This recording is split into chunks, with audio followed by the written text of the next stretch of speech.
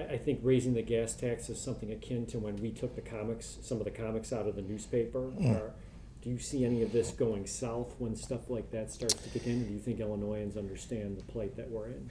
Well, I'm certainly going to remind people, and have said this for months now, that we have, $15 billion of life safety infrastructure investments, just to start with, right? This is stuff that is not done every year because it hasn't been put in budgets in prior years. So I'm told by our Department of Transportation that there's about $4.5 billion worth of just maintenance that needs to be done on our infrastructure, and roughly about 1.8 billion is what we're actually spending each year. So think about what happens every year. $2.5 billion doesn't get, more than that, $2.7 billion doesn't get spent every year on just maintenance.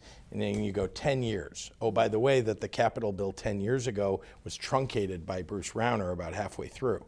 So now you got to go back 20 years. So think about all the pent-up demand and need, the potholes, the bridges that are falling apart, the mass transit that we can all see every day here in Chicago is crumbling, that needs to be done. So look, we have to pay for these things.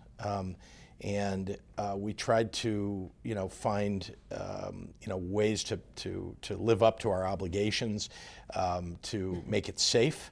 And then remember, we also need to focus on economic development. That means making sure that we're building new roads in areas where there's development that could go on.